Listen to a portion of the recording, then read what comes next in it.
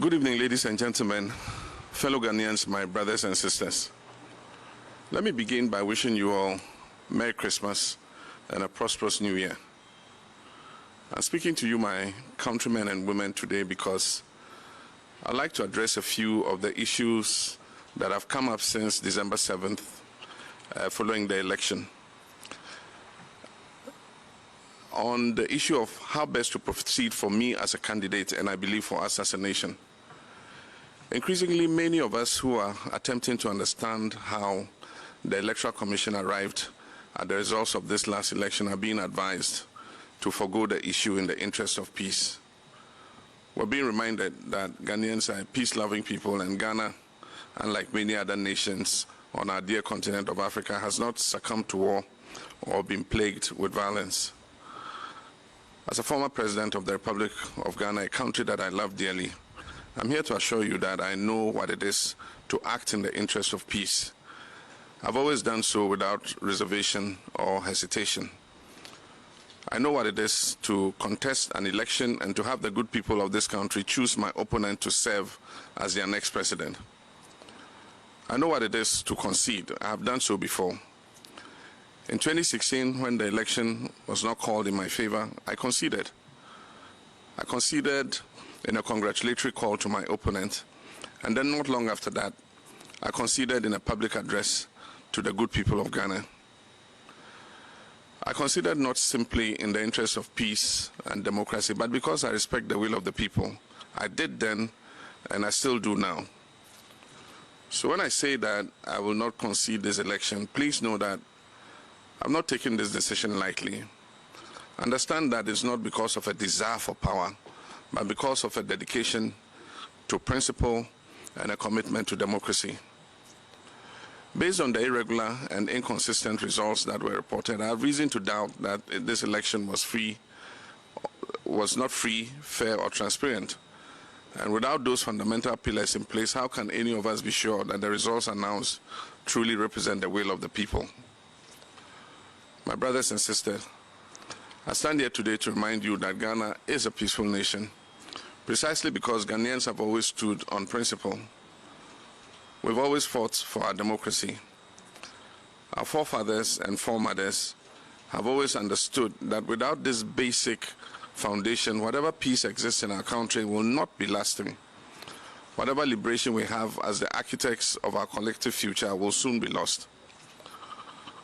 Whenever we decide to take the easiest road, the first step is always surrender.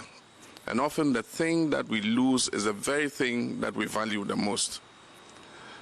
The freedom that we enjoy today was not given on a silver platter. It came at a price. It came because our forefathers and mothers stood on principle.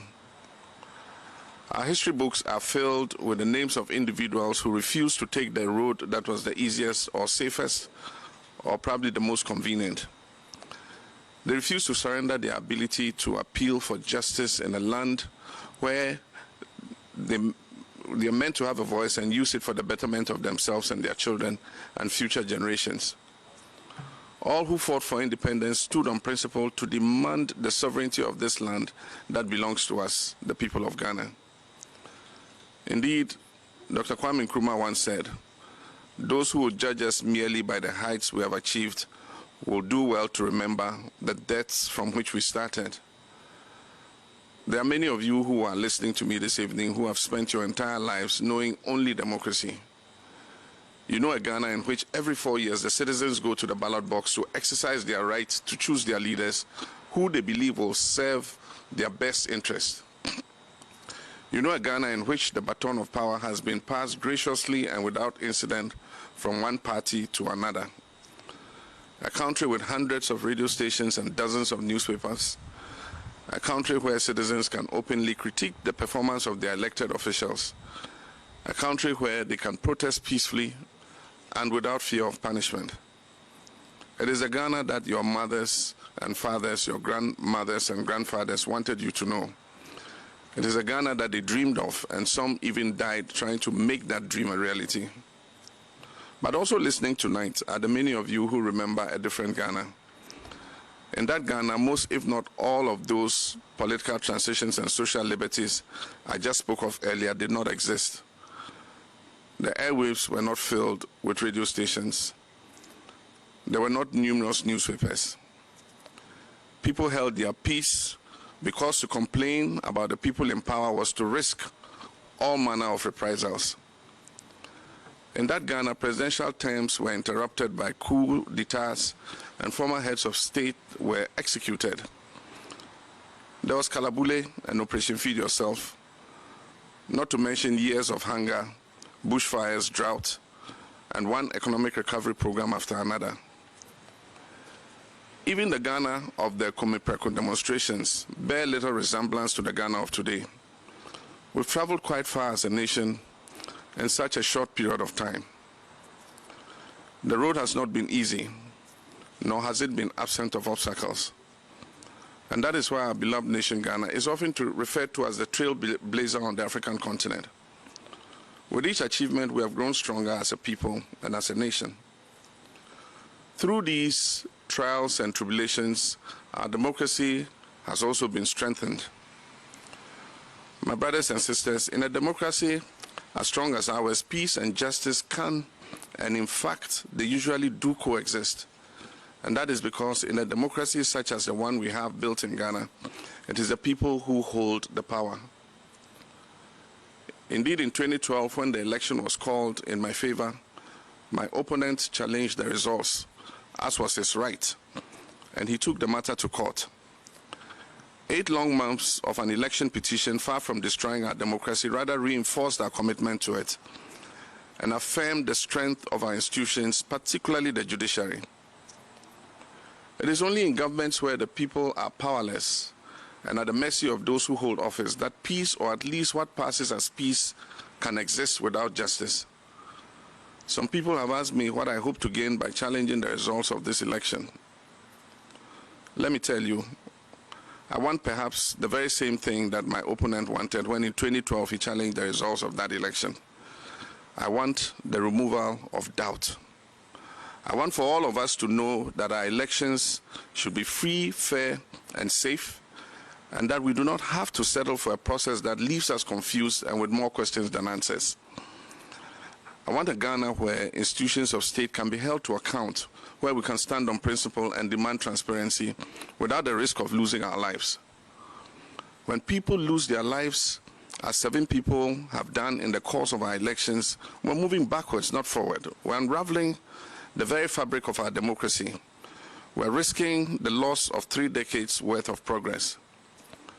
When today we see armed military and militia in our collation centers and election outcomes declared at the point of a gun, for us who have witnessed our country's journey through all its post-independence travails, we wonder if we have truly exorcised the ghost of our torturous past.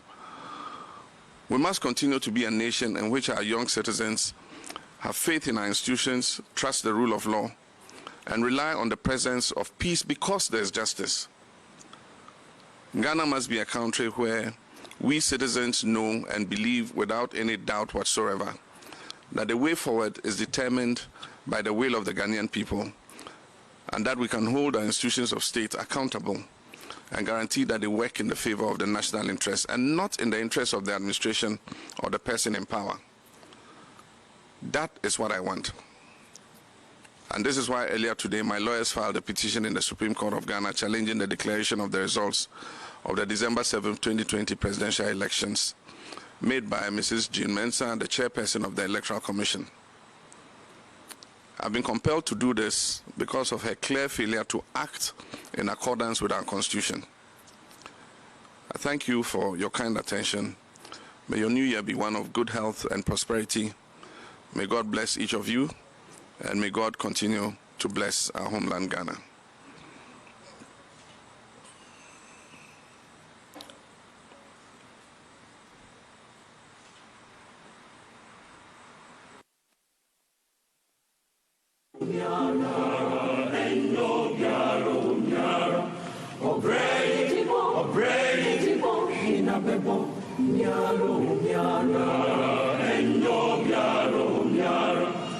Asemi besini fermo miara. Asemi miara. Asemi besini fermo miara.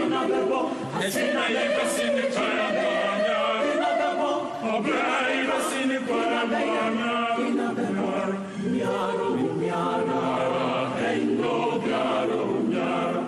Asemi besini fermo miara. Asemi miara. Asemi besini fermo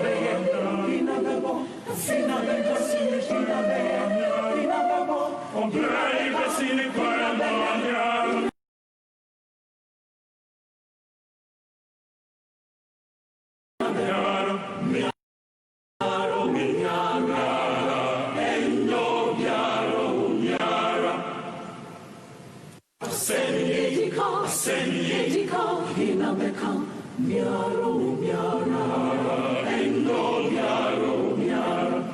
E giù me,